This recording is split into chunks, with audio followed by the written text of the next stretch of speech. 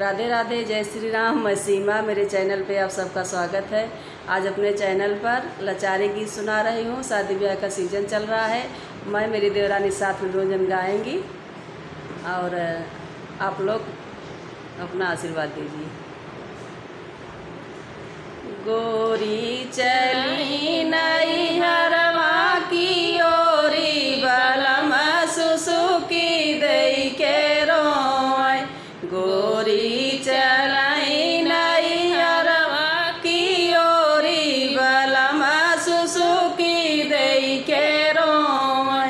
बाग भी रोय बगैचा भी रोय, बाग भी रोय बगैचा भी रोय।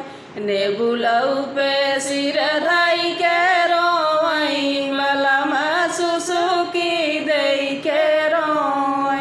नेबुलऊ पे सिर धई के रोय, बलम सुसुकी दई के रोय। गोरी चलई नैहरवा की ओरी बलम सुसुकी दई के रोय।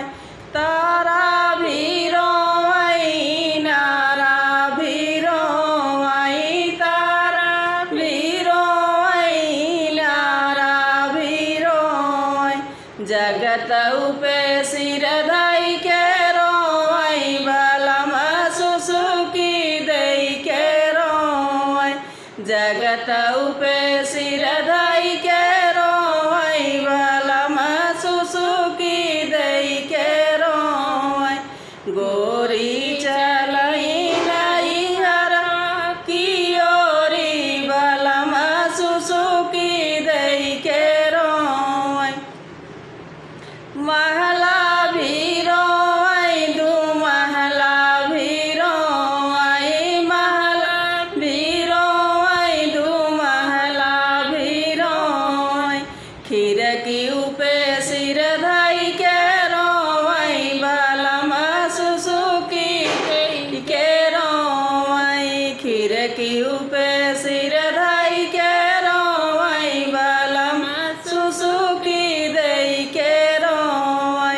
गोरी चली नैहरवा की ओरी बलम सुसुकी दई के रोय। सेज भी रोय सुपेत भी रोय, सेज भी रोय सुपेत भी रोय। तकिया पे सिर धई के रोय, बलम सुसुकी दई के रोय। तकिया पे